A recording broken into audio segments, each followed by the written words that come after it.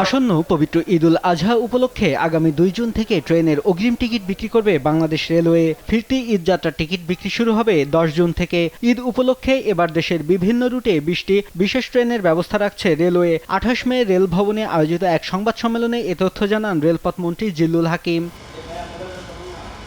মন্ত্রী বলেন, ট্রেন দুর্ঘটনা রোধে এবার সব ধরনের প্রস্তুতি রাখা হয়েছে। পাশাপাশি এবার শিডিউল বিপর্যয় হবে না বলেও জানান তিনি। আমরা এবার আরও সাবধান আছি, আমরা আরও সতর্ক আছি যাতে শিডিউল বিপর্যয় না হয়। গত ঈদ যাত্রার পরে যে অ্যাক্সিডেন্টগুলো ঘটছে, যেটা রেলের ভাবমূর্তি নষ্ট করছে, এই ধরনের ঘটনা যাতে না ঘটে সংশ্লিষ্ট ডিপার্টমেন্টকে আমরা সে ব্যাপারে সতর্ক করে দিয়েছি। রেলে 5000 লোকবল নিয়োগের কথাও জানান রেলমন্ত্রী। আমাদের কাঙ্ক্ষিত জনবল নাই। মাননীয় প্রধানমন্ত্রীর নির্দেশে আমরা এইমাত্র বোধহয় কত 5000 আমরা লোক নিয়োগের ব্যবস্থা করেছি। ভবিষ্যতে আরও লোক নিয়োগ হবে এবং এদের ট্রেনিং করে এদেরকে পোস্টিং না দেওয়া পর্যন্ত এটা আমাদের একটা সমস্যা।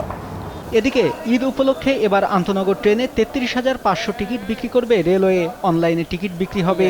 এর বাইরে 25% আসনবিহীন টিকিট বিক্রি করবে সংস্থাটি। আসনবিহীন টিকিট বিক্রি করা হবে কাউন্টার থেকে। কুরবানির ঈদে আমরা ক্যাটেল স্পেশাল ট্রেন পরিচালনা করে থাকি। এবারও আমরা ক্যাটেল স্পেশাল ট্রেন আমরা পরিচালনা করব। আমরা পশ্চিমাঞ্চল থেকে 12 থেকে 14 এই 2 দিন আমরা পশ্চিমাঞ্চল থেকে 2টি ক্যাটেল স্পেশাল ট্রেন, যেটা চাঁপাইনবাবগঞ্জ রাজশাহী হয়ে ঢাকাতে আসবে, এটা পরিকল্পনা আমাদের আছে। একইভাবে আপনার ইসলামপুর, দেওয়ানগঞ্জ, জামালপুর এখান থেকে আমরা 12 তারিখে এবং 13 তারিখে 2 দিন আমরা 4টি, প্রথম দিন 2টি, পরের দিন 1টি, মোট 3টি স্পেশাল আমরা ক্যাটেল স্পেশাল আমরা পরিচালনা করার পরিকল্পনা করেছি।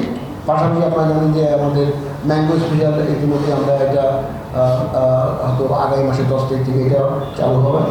রেলওয়ের বিবৃতিতে বলা হয়, ঈদে পশ্চিমাঞ্চলে চলাচল করা সব আন্তনগর ট্রেনের অগ্রিম টিকিট সকাল 8টা থেকে, আর পূর্বাঞ্চলে চলাচল করা ট্রেনের টিকিট পাওয়া যাবে বেলা 2টা থেকে।